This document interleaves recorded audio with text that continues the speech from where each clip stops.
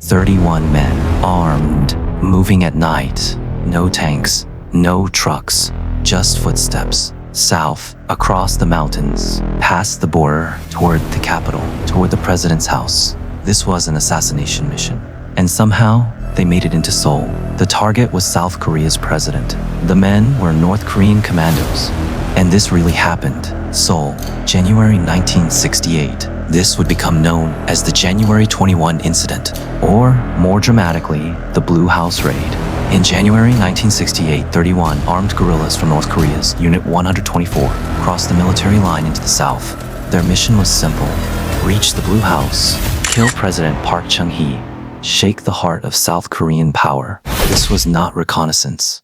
It was not a protest. It was not a full-scale invasion.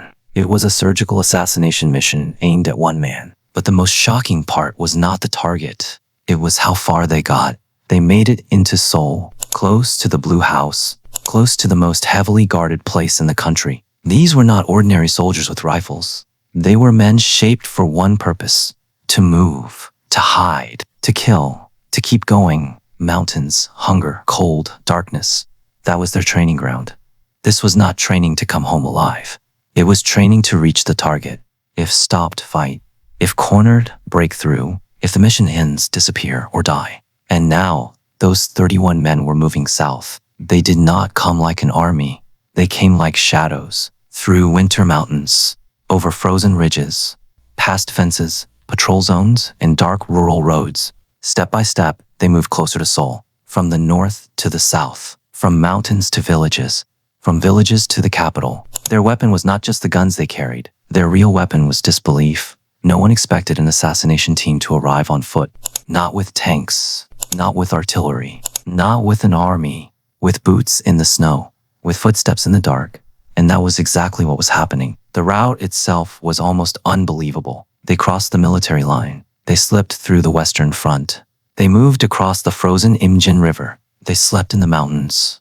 Then they kept going. Sambong Mountain, Angmu Peak, Baibong, Seunga Temple. Each name was one step closer to Seoul, one step closer to the Blue House. By the night of January 20, they were no longer just infiltrators at the border. They were a moving assassination team inside the capital's shadow. Then, in the mountains, the mission hit its first crack. Civilians, woodcutters, deep in the woods, cold air, armed men, and ordinary people who had seen too much. The commandos had a choice: kill them and leave bodies behind.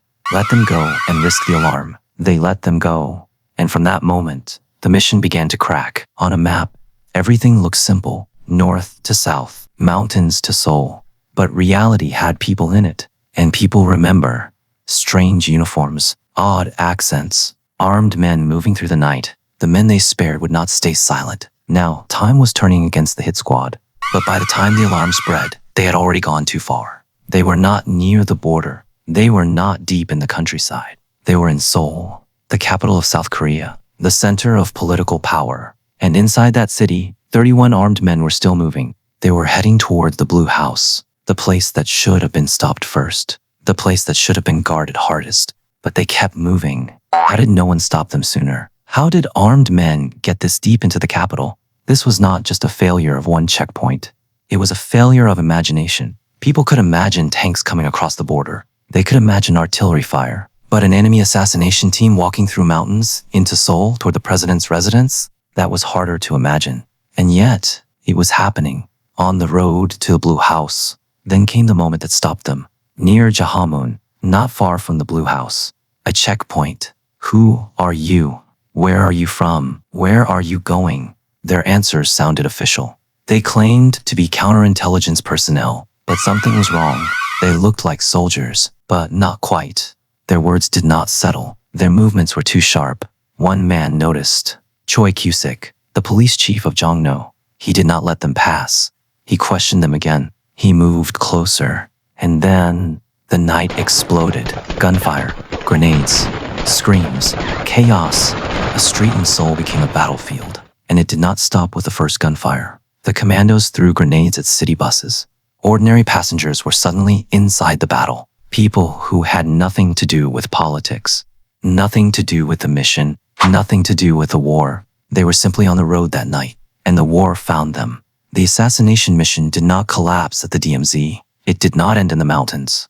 It collapsed at a checkpoint in Seoul, in front of one police officer's suspicion. But the cost was high. Choi Kyu-sik was killed. Civilians died too. That night, Seoul saw something terrifying. War was not far away. It was already in the streets. After the gunfight, the commandos scattered. Some ran toward the mountains. Some fought the search teams. Some tried to disappear, but they were no longer shadows. The entire country was looking for them. Soldiers moved. Police moved. Mountains were sealed off. Roads were blocked. The manhunt lasted for days. One by one, they were found. One by one, they were killed. The mission had failed. The president survived. The Blue House was not taken, but the shock had already landed. North Korean commandos had entered Seoul. They had come close to the president's residence. And at the end of the chase, one man was captured alive. His name was Shin-jo. Shin-jo came south to kill a president, but he did not die with the others. He was captured, interrogated, placed before the cameras. He became the living face of the raid. The one man who could prove it had really happened, but his life took a turn no one expected. He stayed in South Korea. He defected. He became a South Korean citizen. He married. And later, he became a pastor. The man sent to kill South Korea's president spent the rest of his life in South Korea. He built a family in the country he had come to attack. And in 2025, he died in Seoul. An enemy soldier, a member of an assassination team, the only man captured alive. And finally, a pastor in the South. Shin-jo's life made this more than a military story. But the real ending of the January 21 incident was not only one man's strange life. After that night, South Korea began to change. Danger was no longer something that lived only at the border. It could be in the mountains, on a village road, in the dark streets of Seoul. So the country began to arm its rear. On April 1, 1968, South Korea created the Homeland Reserve Forces.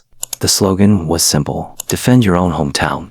But it was more than a slogan. It was how South Korea learned to imagine danger after the raid. Not just the army, not just the police. Villages, workplaces, schools, and ordinary citizens became part of the security system. The 31 commandos failed to kill Park Chung-hee. They failed to seize the Blue House. The mission failed, but they shook South Korea. The fear they left behind became an institution.